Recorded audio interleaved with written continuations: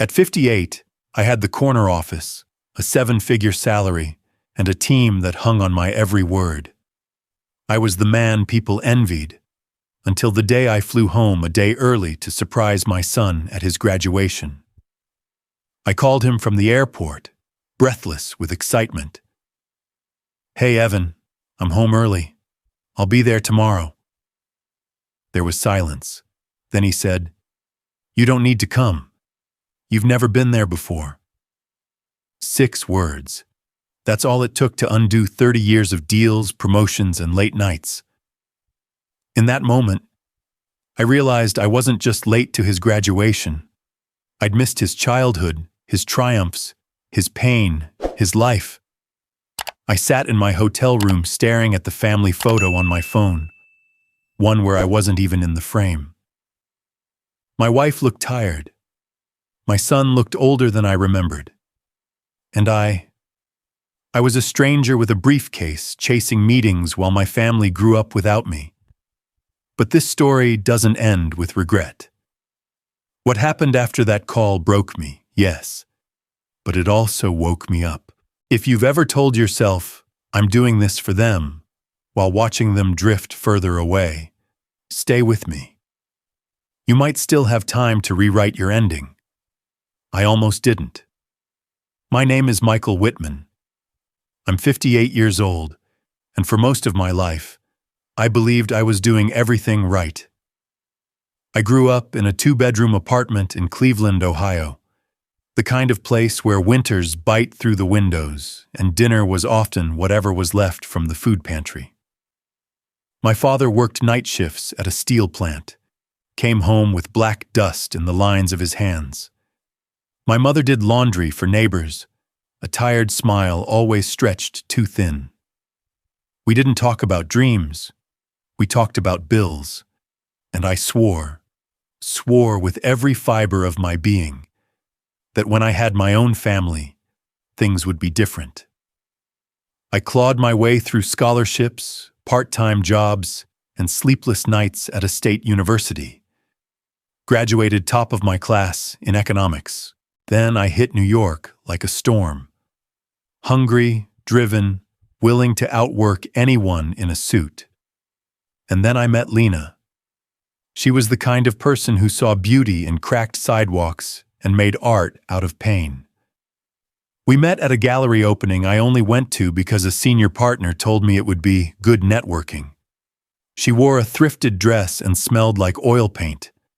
I talked about market trends. She talked about color theory.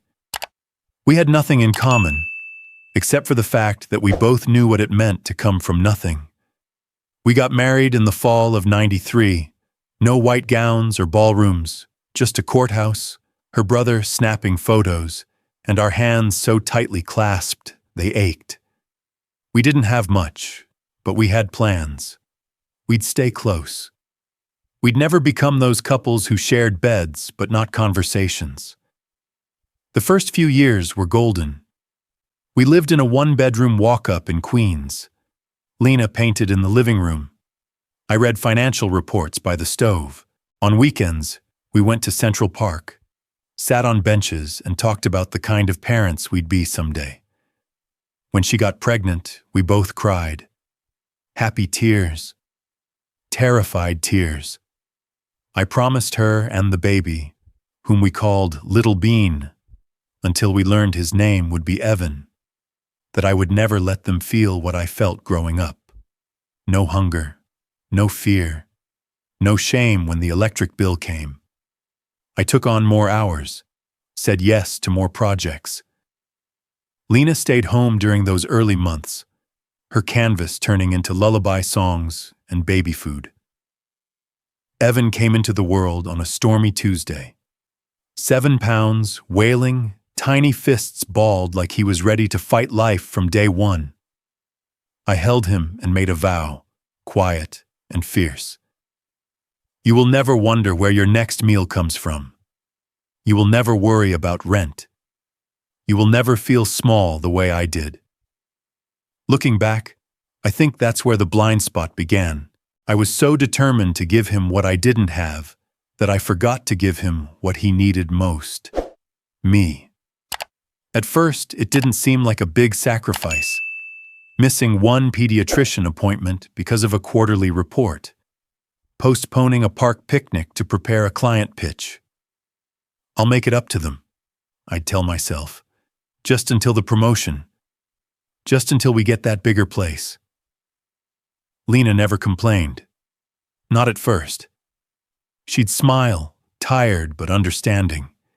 She'd say things like, "We're proud of you," even when I came home after Evan was already asleep. The truth is, I thought love was in the things I provided.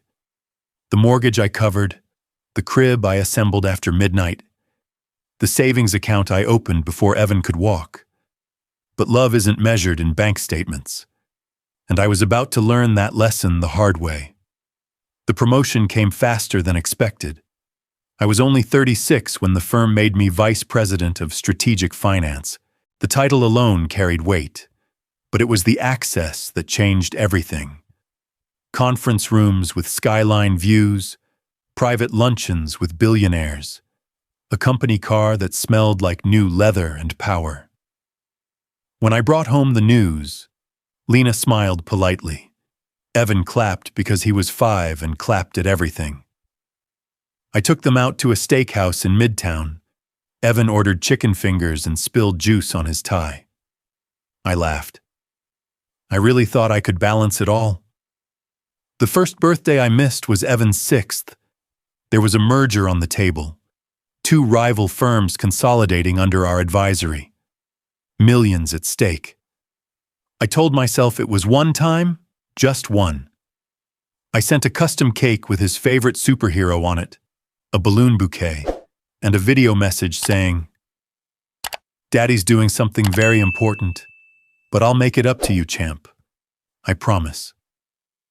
When I got home that night, the kitchen was dark.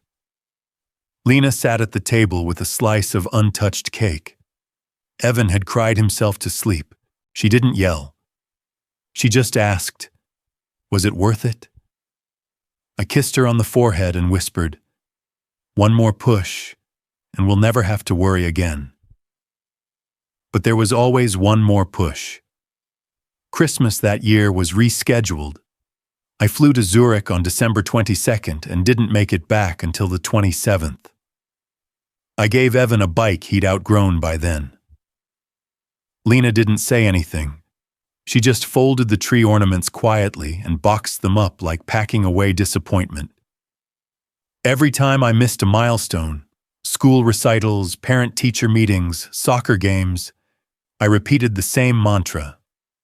I'm doing this for him, for us, for the future. It became a shield, a way to justify turning down invitations to live in the present. Evan stopped asking. That was the part I didn't notice at first. He stopped leaving drawings on my desk, stopped running to the door when I came home. He'd nod, say hi, then return to whatever he was doing. I mistook it for growing up, independence, maturity. I didn't realize it was distance. Lena, however, noticed everything. "You're missing him," she said one night while we lay in bed, her back to me. "I'm working to give him everything," I replied. "No. You're working to give him everything you think matters. But what if he doesn't want things, Michael? What if he just wants you?" I remember turning away, frustrated. "You don't understand the pressure I'm under." She didn't answer, but in that silence I think she stopped hoping for change. It wasn't like I didn't try. I took Evan to a Yankees game once, bought box seats, even got a signed ball from his favorite player. He was polite, smiled for the photos, said thank you. But when we got home, he ran straight to his room. I found the ball under the couch a week later, still in its case. I was trying to substitute time with tokens, but love doesn't work on transactions. Then came the night I walked into the living room after a 14-hour day. Lena and Evan were watching an old movie, laughing at something I didn't understand. I stood there, briefcase in hand, coat still on, realizing I didn't know what scene they were watching or why it was funny.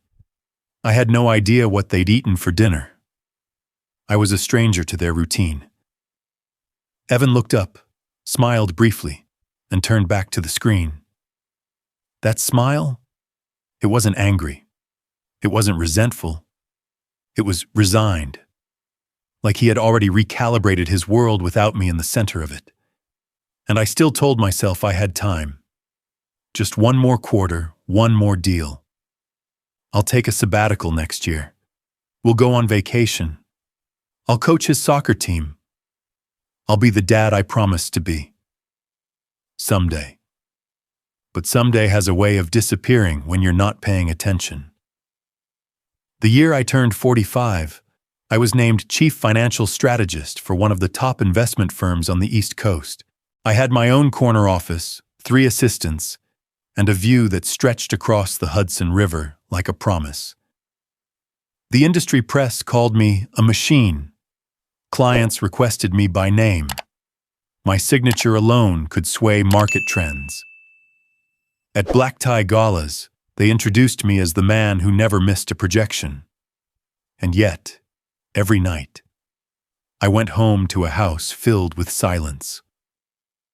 We lived in a 5-bedroom colonial outside of Westchester, the kind with manicured lawns, cathedral ceilings, and a wine cellar that had more labels than conversations inside it. Lena had chosen the house. She wanted something quiet, somewhere Evan could grow without the noise of the city.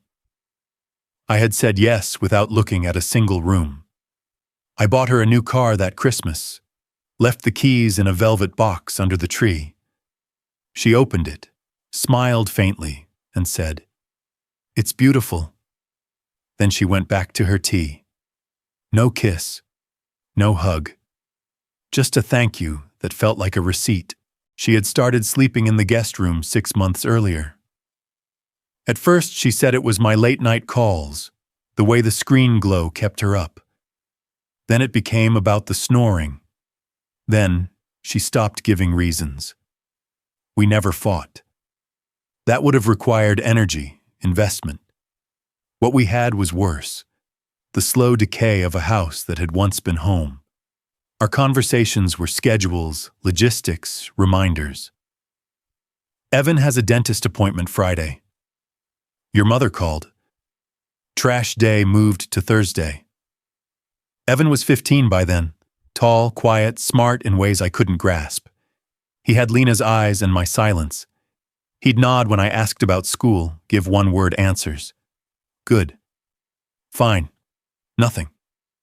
His room was a fortress of headphones, books, and drawings I rarely saw. One time I found a sketch of a man standing alone in a crowd. Blurred lines, slumped shoulders. When I asked if it was someone from school, he just said, "No one." That night, I stood at the doorway of his room, watching him sleep. The moonlight caught the edge of his jaw. He was becoming a man, and I didn't know when that had happened. At work, I was celebrated. Champagne toasts, international travel, panels where I spoke about legacy and growth. But at home, there was no legacy, just distance. I started noticing the photos Lena had removed from the living room, the family portraits from when Evan was little. Gone. Replaced by abstract paintings, muted colors, nothing with faces. It was like she was slowly erasing evidence that we'd once been close. One Sunday, I came home from an Asia-Pacific investor meeting. I brought back a silk scarf for Lena, rare tea for Evan. They were in the kitchen, laughing over something on his phone. I stood in the doorway, gift bag in hand, watching them. Lena looked up first. Her smile faded. "Oh," she said. "You're back." Evan nodded. "Hey, Dad."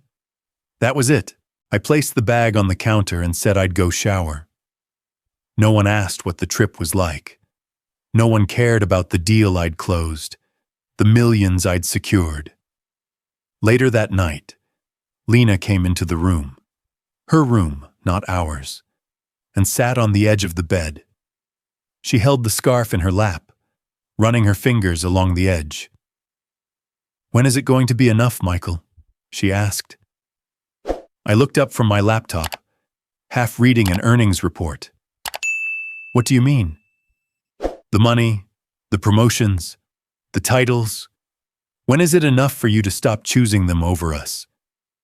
I didn't have an answer. I closed the laptop slowly, reached for her hand, but she pulled away. "You keep saying you're doing this for the family," she said, voice quiet. "But you haven't asked us what we need in years." I wanted to argue. I wanted to say, "I pay the bills, I keep us safe, I give you freedom." But I knew those words were hollow. What she needed was presence, attention, connection. And I had given her none of that. That night, I lay in our bed alone. The silence was heavier than any pressure I'd faced in the boardroom. I stared at the ceiling, and for the first time, the question echoed in my mind. Louder than any ringing phone, clearer than any spreadsheet. When is it enough? And I still didn't know. The strangest part wasn't the silence. It was how normal it had become. Lena and Evan had settled into a rhythm that no longer required me. Mornings came with the smell of fresh coffee and toast, but not for me. I was usually still asleep or already out the door. When I was home, I poured my own cup, cold, reheated in the microwave, often alone. I started noticing how efficient they were without me. Lena managed the bills, the schedules, the appointments. Evan got himself to school, packed his own lunches. The refrigerator had notes on it, color-coded reminders, grocery lists, weekend plans, and none of them involved me. It was like I was a long-term guest, not unwelcome, just unnecessary. One Saturday afternoon, I came home early from a canceled meeting and walked into the kitchen.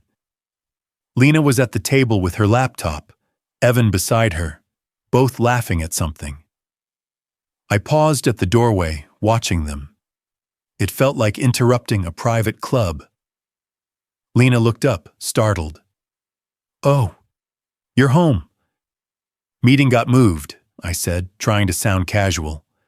"Thought I'd catch up here." Evan nodded, offered a polite cool, then turned back to the screen. Whatever moment they were in, it didn't include me. Later that evening, I peeked into Evan's room. He was sketching something, headphones on, hunched over a notepad. I knocked gently. He didn't hear. I knocked again, louder this time. He pulled off one ear cup and looked up. "Hey, bud, what are you working on?" "Just something for school," he said. "Can I see?" He hesitated. "It's not done." I smiled, trying to bridge the distance. "Still, I'd love to." He turned the pad slightly. It was a charcoal sketch, surprisingly detailed. A group of kids on a basketball court, one figure in the corner, isolated, holding a ball but not part of the game. "That's powerful," I said. "Is that someone you know?" He shrugged. "Just a drawing." I nodded, even though my stomach tightened. "You're really talented, Evan." "Coach says that too," he replied, and that's when I noticed the shift. His eyes lit up, not for my compliment, but for someone else's. "Coach?" "Yeah, Coach Brenner. He teaches gym and runs the after-school league. He's cool." I forced a smile. "Glad you've got someone like that." Evan nodded, already slipping his headphones back on. "Yeah, he's kind of like a role model." The words stung more than I expected.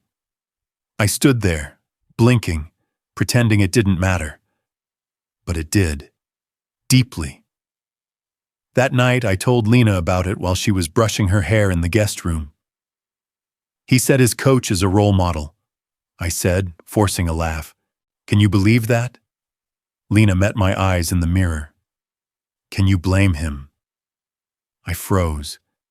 She continued brushing, her voice calm, almost detached. Michael, you've been gone more than you've been here. Physically present doesn't mean emotionally available. Evan needed someone to show up. Coach Brenner did. I wanted to argue, but I couldn't, because she wasn't wrong. Over the next few weeks, I began noticing Lena's canvases returning. At first, just small ones propped against the walls in the spare room. Then larger ones, bold strokes, layered colors, raw and vibrant. She painted late at night, when the house was quiet. I'd sometimes hear the soft scratch of brushes, the hum of an old jazz record playing from her Bluetooth speaker. I asked her once, over coffee on a rare Sunday morning, "You're painting again?" She nodded. "It helps." "Can I see them sometime?" She took a sip and said, "They're not really for showing." That was her way of telling me they weren't for me. They were hers. A world she had rebuilt without my input. Even Evan had a new rhythm. Basketball practice after school, weekend games, movie nights with friends I didn't know. His door was often closed. He didn't act out, didn't rebel. He just drifted into independence with a quiet finality that felt more permanent than anger. At the dinner table, when I was actually home, we sat in silence. Lena would ask Evan about school. He'd give real answers. I'd chime in, try to connect, but the conversation would stumble. I was the background noise. One evening, I overheard Evan on the phone with a friend, laughing, animated. He said, "Nah, I'm good. My mom and I are doing pizza night. Just us. Just us," the words echoed. I sat in my office that night, staring at spreadsheets that suddenly felt irrelevant. I had meetings lined up in Singapore, quarterly reviews to prepare. Yet all I could think about was how my family had learned to function without me. Not angrily, just completely. I missed the game. It wasn't supposed to happen that way.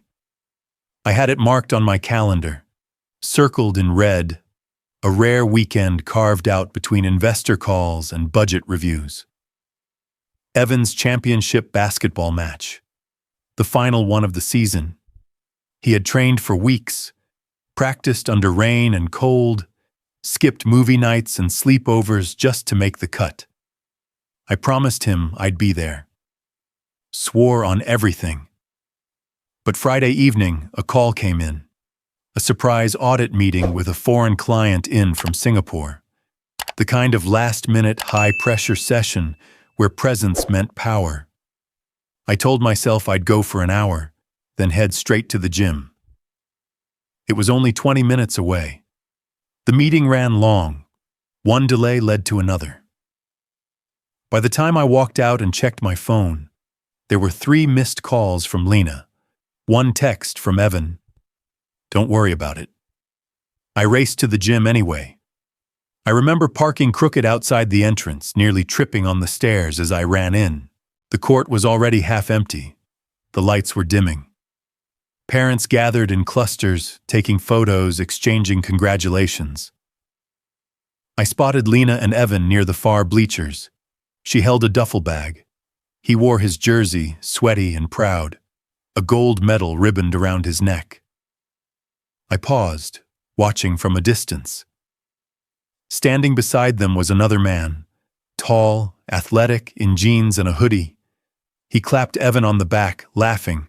Someone snapped a photo. Evan, grinning wide, sandwiched between Lena and this other man. I approached slowly. Lena saw me first. Her expression didn't change. No irritation, no surprise, just acknowledgement. "Hey," I said, trying to catch my breath. "Traffic was brutal. How'd it go?" Evan turned to me, polite but distant. "We won." "I can see that. That's amazing, bud." I reached out and touched the medal. "I'm proud of you." "Thanks," he said flatly. I gestured toward the man beside them. Friend of yours? Coach Brenner, Evan said. He stayed after to help clean up. He's kind of like family. The words hit harder than I expected. Family. I nodded slowly. Nice to meet you, Coach. The man extended his hand. You too. Evan's got talent, good instincts. We're lucky to have him. I forced a smile. I guess I'm the lucky one. But no one laughed. On the way home, Lena drove. I sat beside her in silence. Evan was in the back, earbuds in, forehead pressed to the window, the metal still around his neck. I broke the silence. You could have called again. I did, Lena said. You didn't pick up. I had to take the meeting. It wasn't optional. She didn't look at me. Neither was tonight. I wanted to argue, wanted to explain how the meeting could impact $1 million portfolio, how I'd done it all for them. But the words felt cheap, spent. At home, Evan disappeared into his room. Lena lingered in the kitchen, pouring a glass of wine, barefoot, quiet. I'll talk to him, I said. She shook her head. Don't. He's already moved past it. That's what hurts more. What do you mean? She leaned against the counter, arms crossed. He used to get upset when you missed things. Now he just expects it. That's not forgiveness, Michael. That's distance. I swallowed hard. What about you? She looked me in the eye. I stopped being angry a long time ago. Anger takes energy. I needed that energy for raising our son. I stood there, unsure of what to do with my hands. It's not that I don't care. I know, she said. But caring without showing up isn't love. It's theory. I went upstairs to change. In the hallway, I passed Evan's room. His door was slightly ajar. Inside, I could see the photo someone had printed and taped to his wall. Him, Coach Brenner, and Lena. Smiling. Solid. Like a real team. I wasn't in it. That night, I lay in bed staring at the ceiling. The image burned into my mind. Evan's smile in that photo was brighter than any I'd seen directed at me in years.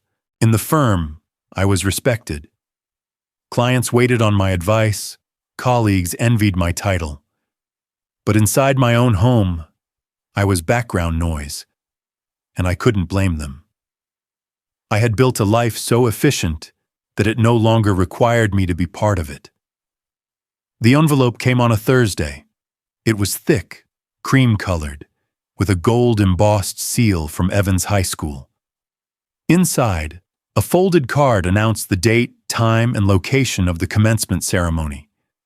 June 14th, 10 a.m., the auditorium at Westchester Civic Hall.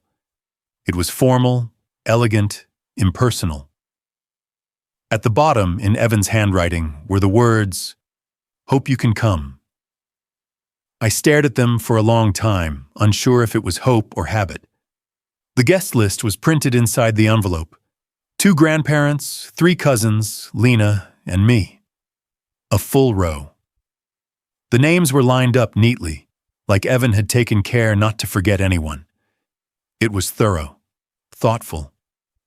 But it didn't feel like it had anything to do with me. That evening, I found Lena in the garden. She'd started planting again. Flowers this time. The bright colors looked jarringly cheerful against the house's muted silence.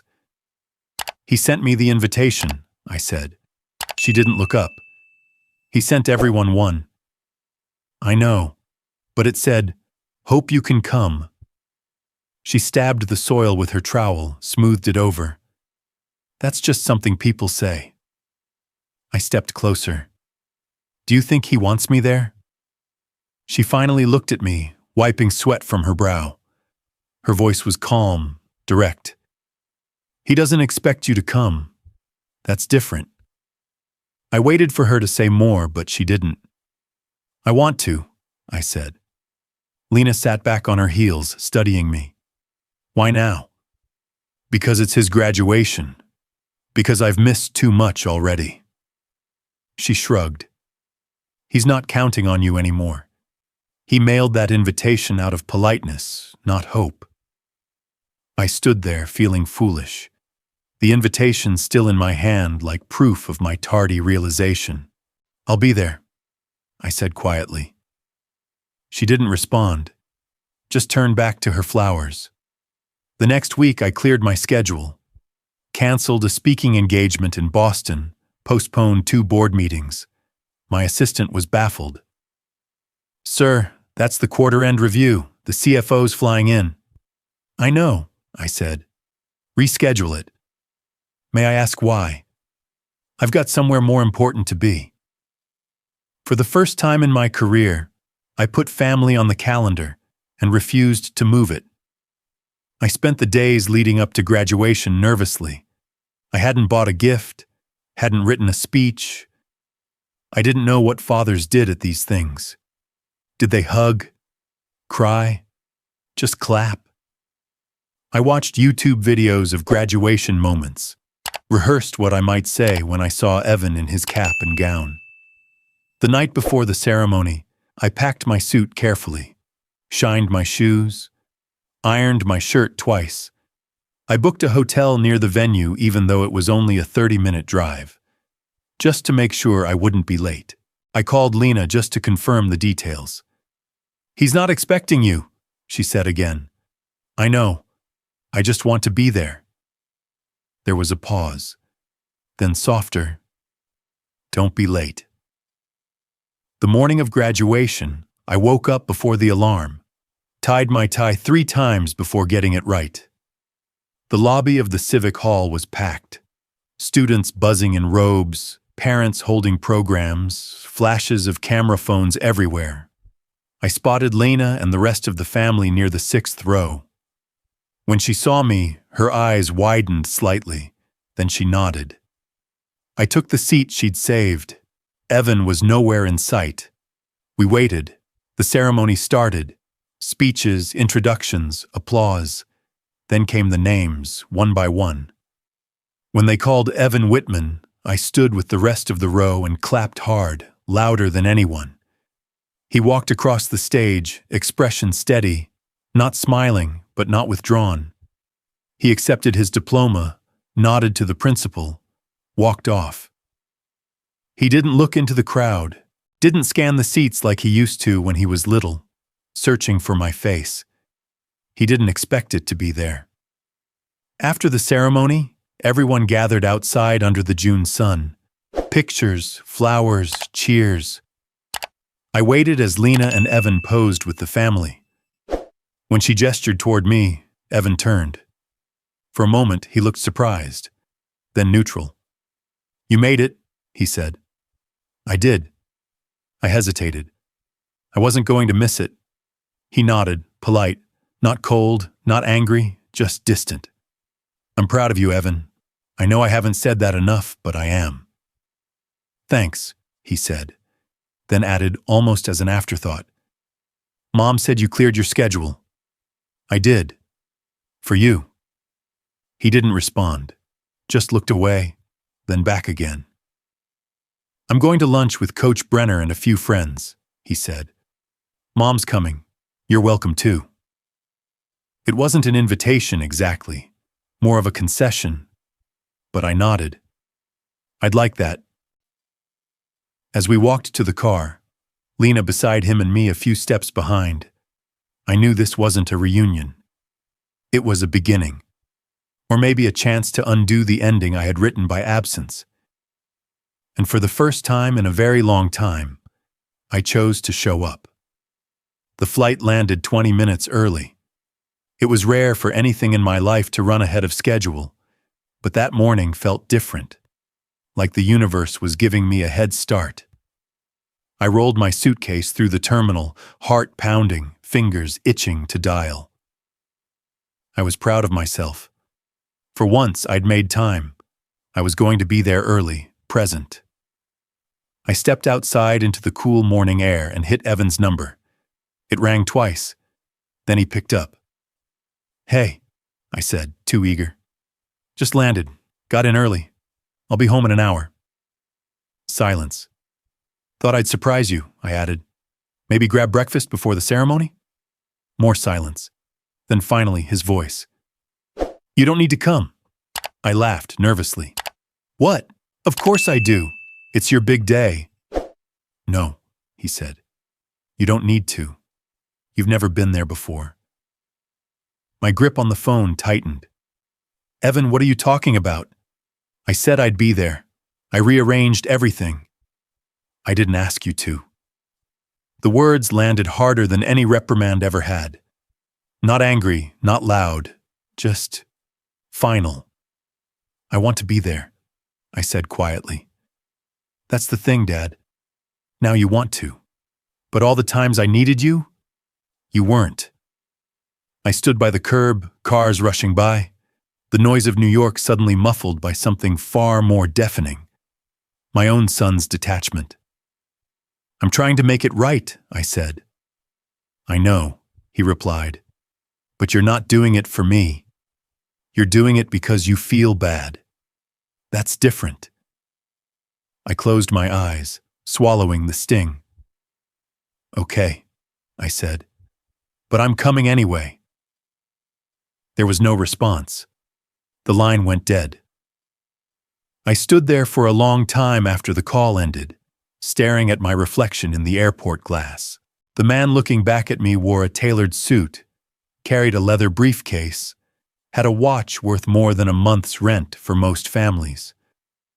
And yet, in that moment, he looked small. I'd built empires for strangers, saved companies from collapse, but I couldn't convince my own son to let me sit in the audience on the most important day of his life.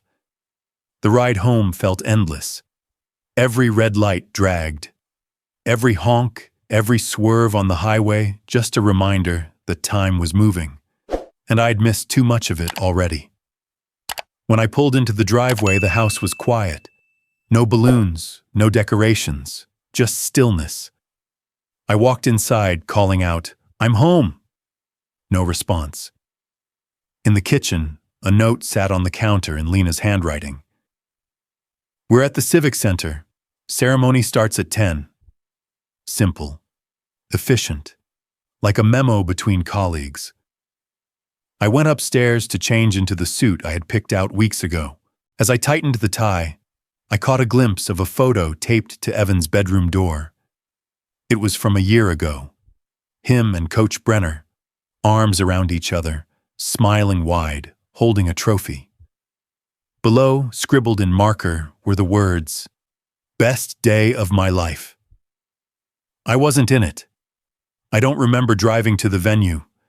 Don't remember parking or finding my seat. The only thing I recall is the sound of Evan's name being called, and the way he accepted his diploma without scanning the crowd, without looking for me. Because he didn't expect me to be there. Because he'd learned not to.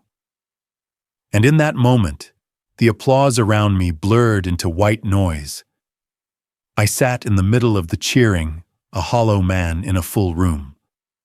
My son had graduated from childhood long before this ceremony. I had just never noticed. The hotel room was immaculate. Dark wood paneling, crisp white sheets, a skyline view framed by floor-to-ceiling windows. A bottle of wine waited on the counter, courtesy of the hotel's VIP service. The remote sat perfectly aligned on the edge of the glass coffee table, untouched. I dropped my suit jacket on the chair and sat at the edge of the bed, staring at the city lights flickering below. Somewhere down there, families were celebrating, clinking glasses, hugging their sons, laughing at toasts and teary speeches. I'd been at the ceremony. I'd clapped. I'd said the words a father is supposed to say. But Evan hadn't looked for me, hadn't needed me, because I was too late. I loosened my tie and leaned back, feeling the weight of the room pressing in. It was too perfect, like the life I had built. Sleek, successful, soundproof. I reached for my laptop. Not to work, not to check earnings reports or the market. I opened a folder labeled Family, one I hadn't clicked in years. Inside were photos, videos, digital keepsakes I barely remembered saving. I played the first video, Evan's 3rd birthday, a backyard full of balloons. Lena helping him blow out the candles, the sound of kids screaming in delight. He was wearing a tiny superhero cape, face covered in frosting. I wasn't in the frame. Next clip, Evan's first school play. He stood awkwardly in a cardboard tree costume, delivering a single line about sunshine. Lena zoomed in as he spoke, laughing behind the camera. I wasn't in the audience. Another video, Christmas morning, wrapping paper everywhere. Evan jumping up and down as he opened a bicycle box. Lena said, "That's from Daddy." He looked around, then shrugged. The timestamp, December 25th, 2010. I'd been in Tokyo, closing the Nakamura deal. I watched them all, one after another, soccer games, art shows, candle-blowing wishes and scraped knees and mother-son dances. And I was a ghost. Absent in body, invisible in spirit. I wasn't just missing from the camera, I was missing from their lives. A deep ache settled in my chest, the kind that doesn't come from injury, but from realization. This wasn't bad luck or circumstance. This was me. Every absence had been a choice. Every silence, an echo of my priorities. I told myself I was providing, I was protecting. But the truth was simpler. I was hiding, behind work, behind expectations, behind the illusion of someday. Someday I'd slow down. Someday we'd take that trip. Someday I'd coach a team, sit front row, learn what Evan's favorite band was. But someday had come and gone, and I had missed it all. The tears came unexpectedly. Hot, heavy, unfamiliar. I hadn't cried in years, not when my father died, not when the market crashed, not even when Lena stopped sleeping beside me. But now in a 5-star hotel room with designer linens and a view of the city I'd conquered, I broke down like a man who had nothing. Because in all the ways that mattered, I didn't. I had built a career, not a family. I had become respected, but not remembered. I had succeeded everywhere except where it counted. For the first time in decades, I whispered something I'd never dared say aloud. I don't know who I am without the job. The words hung in the air, ugly and true, and then softer, quieter, more painful. I don't know if they even want me anymore. That night, I didn't answer emails. I didn't check the market. I didn't plan the next move. I sat in the dark and listened to the silence of my own making, and I vowed, if there was anything left to salvage, if even a sliver of space remained in their lives for me, I would find it, even if it was too late. I came home the next evening, not with a briefcase or suitcase, but with a bag of groceries. I'd stopped at the market near our old apartment in Queens. Lena always liked the fresh herbs there. I didn't tell anyone I was coming. I just walked in, set the bag on the counter and said, "Thought I'd cook tonight." Lena glanced up from the dining table. Evan was seated across from her, scrolling on his phone. He barely looked up. "No meetings tonight?" Lena asked, tone neutral. "Cleared the rest of the week," I said, trying to sound light. "Wanted to be here." Evan didn't respond. I made pasta, chopped garlic too finely, burned the first batch of bread. I moved around the kitchen like a stranger playing house, measuring presents like it was something I could earn in ounces. When dinner was ready, I set the plates down carefully. One for Lena, one for Evan, one for me. We sat. The only sounds were the clink of cutlery, the scrape of chairs, no conversation, no questions, just the awkward rhythm of 3 people too used to separate routines, now forced into proximity. I tried. "So, Evan, any plans for summer?" He didn't look up. Working, maybe some local art classes? That's great, I said. Art's always been your thing. He paused, then looked up, expression unreadable. Since when? I froze. I stammered. You've always liked drawing, right? He put down his fork slowly. You don't know what I like. You don't know who I am. Lena inhaled sharply, but didn't say a word. I leaned forward. Evan, I'm trying. I know I've missed a lot, but I'm here now. I want to make things right. He stood up. You always say that, he said, voice low but steady. You always show up when it's convenient, say all the right things, then disappear again. That's not fair, I said. I've changed. No, you haven't. You've just paused until something more important comes up. I stood too. That's not true. He looked me dead in the eye. You think showing up to one graduation and cooking one dinner erases years of silence? I opened my mouth to speak, but he kept going. Every time you missed a game, or a birthday, or a dinner, you said it was for me, for us. But it was for you, for your job, for your pride. And the worst part? You never asked what I wanted. You just assumed. I tried to step closer, but he stepped back. Don't, he said. Don't try to fix this like it's a broken report or a lost deal. I'm not one of your clients. I stood frozen, hands by my side. He turned to leave the room, but paused at the doorway. Over his shoulder, he said something that cut deeper than anything he'd ever said before. You don't need to try for me, Dad. You don't even know who I am. And then he was gone. The door to his room shut softly. I sat back down, slowly. My knees felt weak. My hands trembled. Lena still hadn't spoken. She moved her fork in slow circles, eyes distant.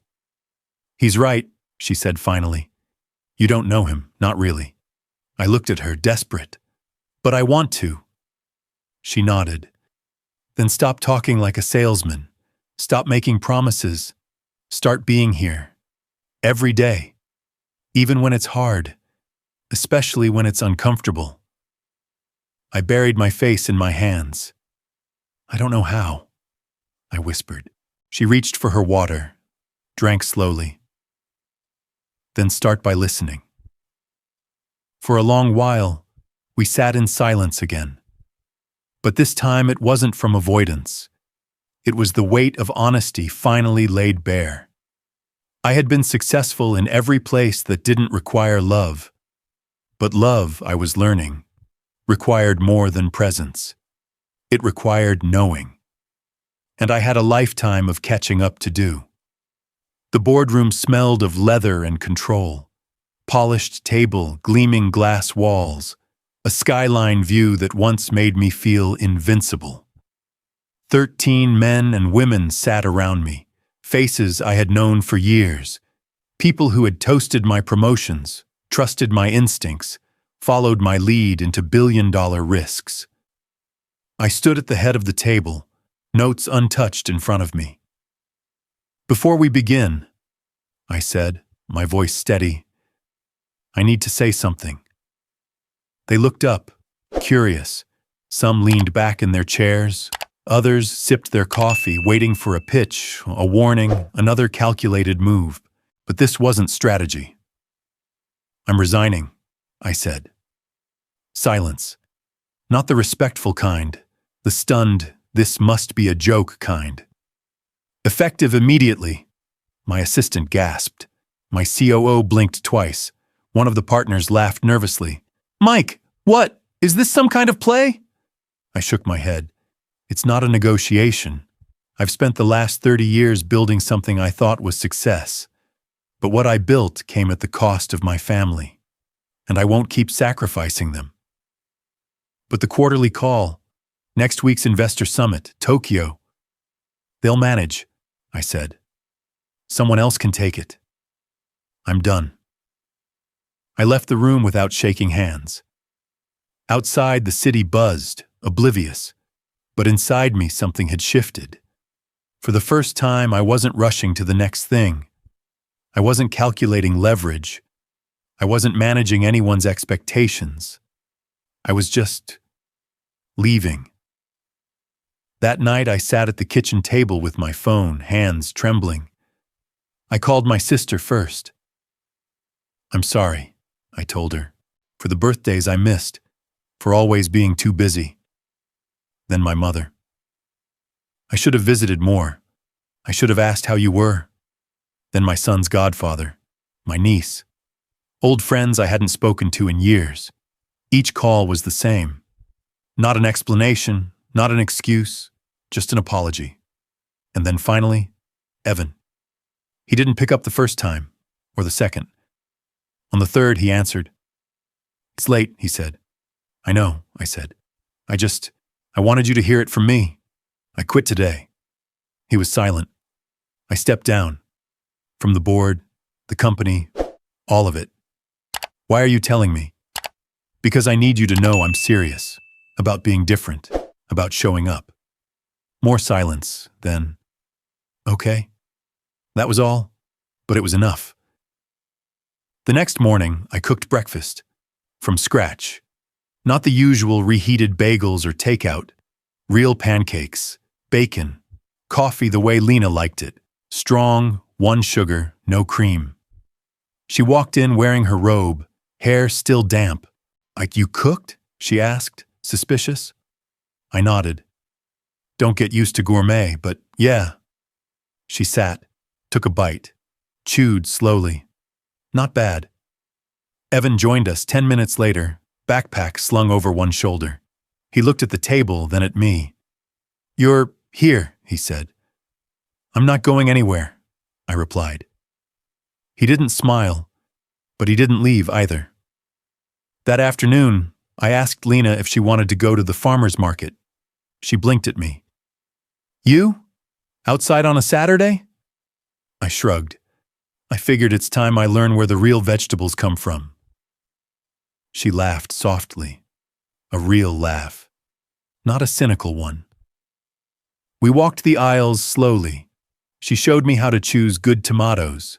I carried the bags. We talked about nothing. Weather, traffic, the couple arguing over zucchini at the next stall. But it was more than we'd shared in years. Later that week, I knocked on Evan's door. He opened it cautiously, music playing low behind him. "I saw the sketch in your notebook," I said. "The one with the train station. The perspective was impressive." He looked surprised. "You actually looked?" "I want to understand. If you'll let me." He hesitated, then stepped aside. "Come in." We sat on the floor. He pulled out a few drawings. I didn't pretend to be an expert. I just asked questions. Listened. Let him talk. "I like drawing places I've never been," he said at one point. "Why?" "Because they're easier to control." I nodded. "I think I understand that." We didn't hug. We didn't cry. But that night, we started something. A week later, I bought a sketch pad. Asked Evan if he'd teach me. He laughed. "You? Draw?" "Why not?" I said. "I've failed at enough already. Might as well fail at something new. Together." He handed me a pencil. "All right, let's start with a line." The days passed slower now. Not because there wasn't anything to do, there was, but because everything I did required patience. No meetings to rush to, no schedules to command, just long, quiet mornings where I tried to relearn the rhythm of a home I once financed, but never truly knew. I made breakfast, picked up groceries, watered plants. I joined Lena on walks, listened to Evan talk about things I didn't understand, like shading techniques and why certain charcoal brands were better than others. I took notes. I tried. But walls built over decades don't crumble in weeks. One afternoon, Evan and I were sitting at the dining table, sketching side by side. My lines were crooked, my shading off, but I stayed with it, focused. Evan was quiet, drawing something intricate with confident strokes. I didn't want to break the moment, but I felt it, an opening. "I'm glad we're doing this," I said.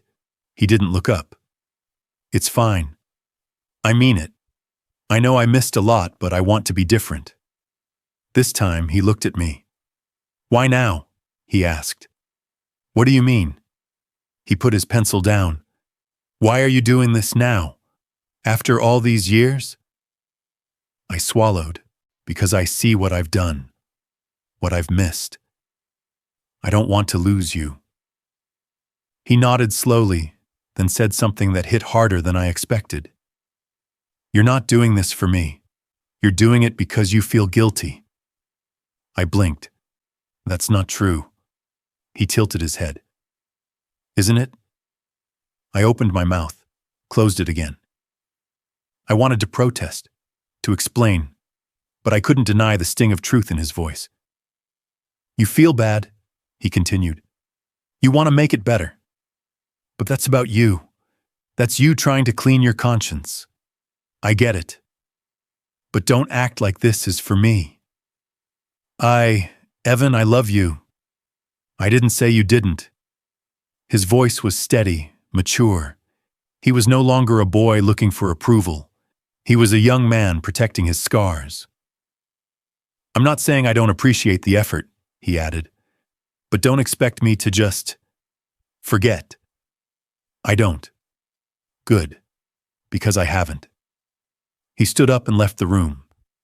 My sketchpad stayed open in front of me, unfinished, awkward, just like everything else.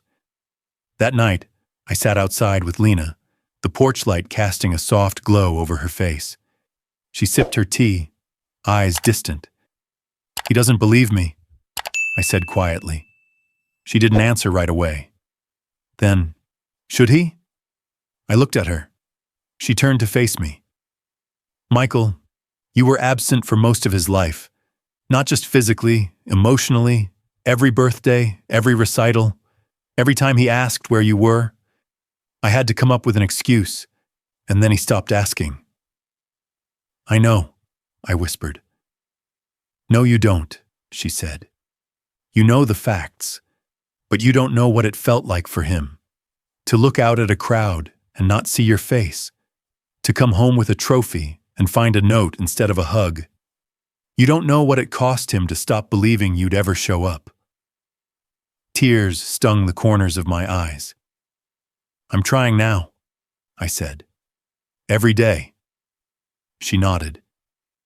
"And that matters. It does. But a few weeks of effort doesn't erase years of absence." I sat back, staring into the night. "So what do I do?" She set her cup down.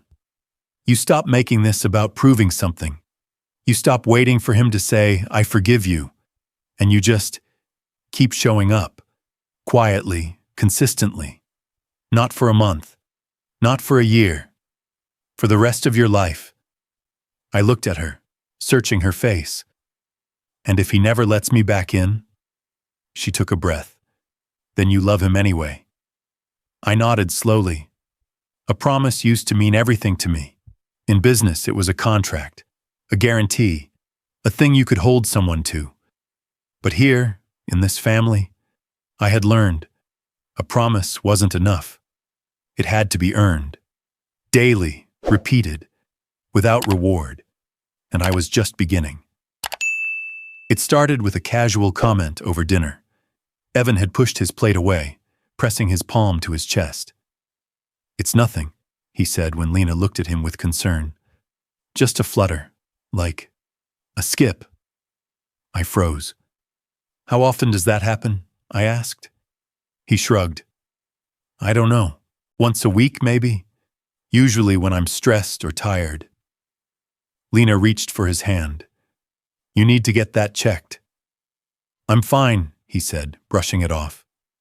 But I wasn't fine, because I'd heard that same description before, from myself. 25 years ago, alone in a clinic in Midtown, sitting on wax paper with a clipboard in my lap. Back then, the doctor had said the words softly.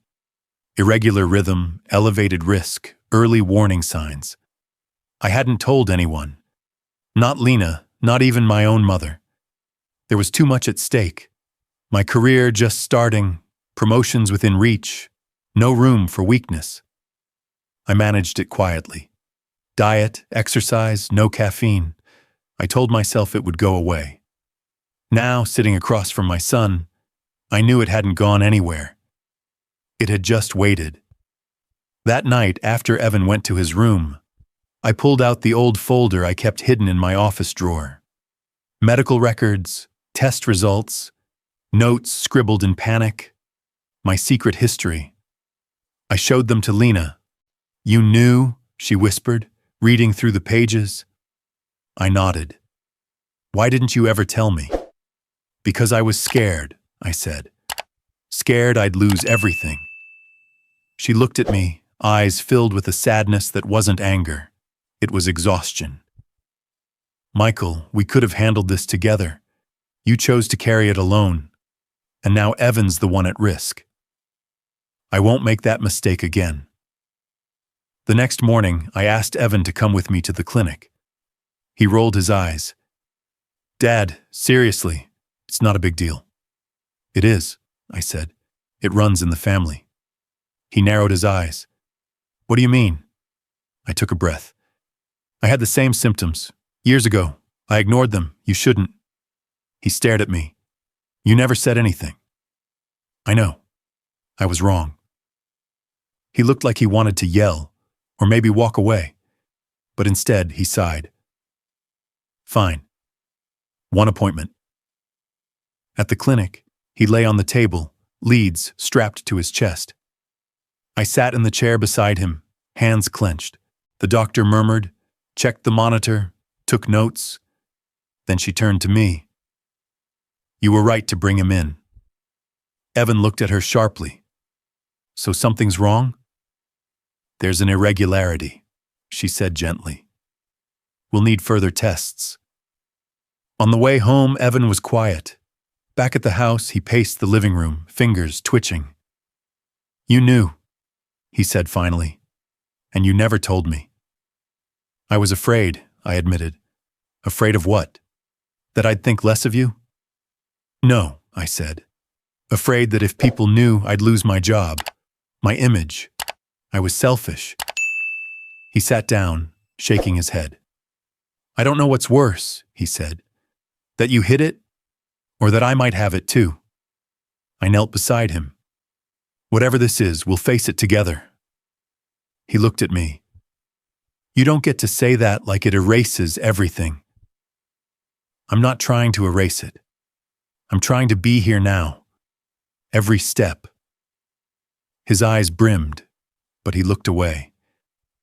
"If I need treatment, then I'll be there.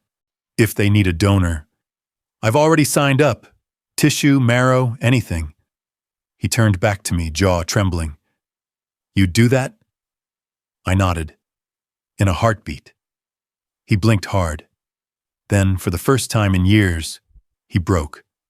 Not the controlled sigh of frustration, not the cold wall of silence, but a raw, honest, boyish cry. The kind that says I'm scared, and I don't want to be alone. He leaned into me, shoulders shaking, arms uncertain, and I did what I should have done so many years ago. I held my son. No promises, no fixes, just presence. Just love. The easel was already set up when I walked into the living room. A blank canvas, a few charcoal sticks, the smell of turpentine lingering faintly in the air. Evan stood beside it, wiping his hands on a cloth. "I'm working on something," he said, not looking at me. I moved closer, careful not to disrupt whatever rhythm he was in. "What is it?" I asked softly. He hesitated. "A portrait." I waited. "Of you," he said, finally meeting my eyes. The breath caught in my throat. "Really?" He nodded. "You sit with me now. You talk. You listen. I wanted to remember that version of you. I didn't know what to say. He turned back to the canvas. Don't move too much. I sat on the edge of the couch, back straight, hands resting on my knees. As he drew, I watched his focus. The way his brow furrowed, the tip of his tongue poked out in concentration. Habits from when he was a kid, building Lego towers or coloring dinosaurs on the kitchen floor. There was peace in that moment. Not perfection, but peace. That evening, when Lena called us for dinner, something had changed. The table was already set. 3 plates, neatly placed, equal distance apart. No extra chair left, just in case. No silence between settings. For years, the table had felt like a battleground, or worse, a reminder of distance. Tonight, it felt like home. Evan helped serve the pasta. Lena poured the wine. I brought out a fresh loaf of bread I'd baked that morning. Half burned, slightly lopsided, but real. We clinked glasses, nothing fancy. Just water. But it felt like celebration. After the meal, we lingered. For once, no one rushed away to a screen or schedule. Evan pulled out his sketch pad again. I showed my professor the new series, he said. She asked if she could feature it in the campus gallery. That's amazing, I said. He smiled. She especially liked the piece I did of you. She said it looked honest. I chuckled. Hopefully that's a compliment. It is, he said. It's not perfect, but it's grounded. Lena leaned forward. That's how I describe this house right now. What? I asked. Not perfect, she said, but grounded. Later that week we held a small party. Just family and a few neighbors. No lavish decorations, no rented servers, just warmth. I manned the grill, apron on, trying not to burn the burgers. Lena handled the salad. Evan set up a playlist. Laughter floated through the yard, the kind that comes easy when no one's pretending. Midway through, Evan called everyone over. I want to show you something, he said, holding up a framed sketch. It was the portrait. Not a heroic, cleaned-up version of me, but the man I was now. Lines around the eyes, tired but present. Eyes softer, hands open. This is my dad, he said. Not the man who built a company, the one who showed up. There was no applause, just nods, understanding. Later, as we cleaned up, Evan nudged me. Thanks for the cake, he said. It was kind of dry, though. I laughed. Work in progress, he grinned. Aren't we all? And in that small exchange, I knew. I hadn't earned back everything. I never could. But I had one more chance. And that was enough. The auditorium was smaller than the one at Evan's high school graduation, but somehow it felt grander. Maybe because this time I wasn't late. I wasn't uncertain. I was here, and I had been for a while now. Evan stood at the front, a digital projector behind him, a stack of notes in hand. He wore a blazer, sleeves rolled just enough to show ink-stained cuffs. His thesis title glowed on the screen. Architecture of Emotion. How Spaces Reflect Our Stories. And in the very first row, seat marked with a folded card that read, Dad. I sat tall. But that moment was just one thread in the life I'd begun to rebuild.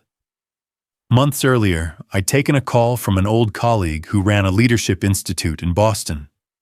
Michael, he said, you've got stories, wisdom. Maybe it's time you taught. I wasn't sure what I had to offer, but I said yes. Now, once a week, I stood before a room of fresh-eyed entrepreneurs, hungry for growth, chasing the kind of glory that once drove me away from my own home. I taught them about margins, risk, crisis management. But I always ended the lecture the same way. None of this will matter if you're not there when it counts. I'd say. Be the CEO of your company, yes. But more importantly, be the CEO of your dinner table. They always chuckled, unsure if I was joking. Then I'd tell them the story. The missed birthdays, the quiet dinners, the night my son told me I didn't know who he was. And I'd end with the one line I never skipped. Go home, before it's too late.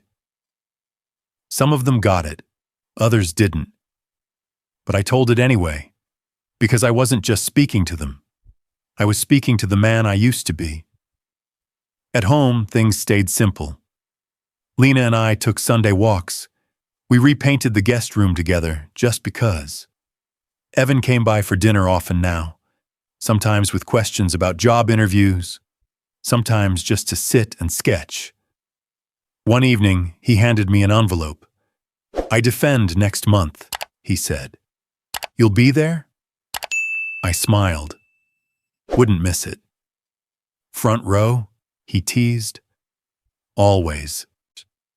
And here I was, front row, heart full, watching my son speak with clarity and passion about how walls and windows could echo memory, how light shaped emotion, how absence left shadows. I understood more than I ever had. After the Q&A ended and applause rang out, Evan walked off stage and headed straight toward me. He didn't say much, just pulled me into a hug.